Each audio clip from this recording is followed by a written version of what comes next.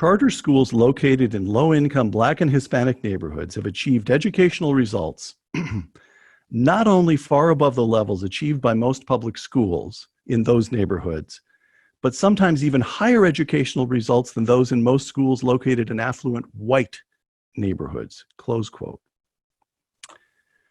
Tom, at a moment when the country is tearing itself apart over questions of race and inequality, over all of it, Tom Sowell steps forward and says, wait a moment, there's a way out. And it's not a particularly surprising way out. Good schools. Give Black kids and Hispanic kids good schools. They'll be fine. And we know they'll be fine because that's what the data shows. Yeah. It is as if we were all in a burning house. And Tom Sowell said, everybody, there's an open door. Let's just walk through. Let's just walk through. And I don't know if I look at this and I think to myself, Tom is able to remain calm about this, but it is beyond infuriating. It's a kind of madness. It's as if there's an open door in a burning house and Bill de Blasio is trying to keep it shut. Yes. Oh, I'm not always this calm. Otherwise, I wouldn't have spent the time that I spent. That I have invested more in this book than in any other book that I've written, because I realize just how big the stakes are. That there are kids for whom education is their one big opportunity for a much better life, and there are people out there stopping them from getting it because it would interfere with the prerequisites of the adults in the system. Last question. I'd like to close, if I may, in a moment by asking you to read the closing passage from the book. But two things happened yesterday. One was that you turned 90, and the other was that Charter Schools and Their Enemies was published. Yeah. And by the way, it's not as if you just awoke after a long retirement slumber. I've added it up.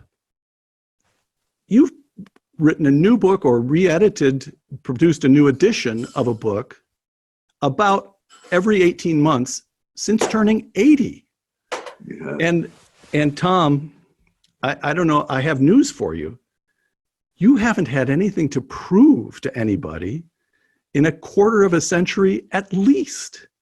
Yeah. What keeps Tom Sowell, 90 plus 1 day old, going? Why do you're not just going, you're fighting. Let's face it. This book is a polemic. You want action to follow from this book.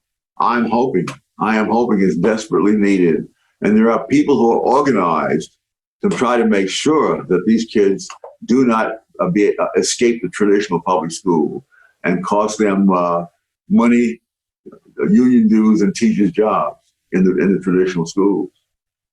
If the charter schools get going and all these kids get off the waiting list, they're going to have to change the entire way of life in the traditional public schools, and it will not be pretty. It won't be pretty. It'll be pretty for the kids. Yes.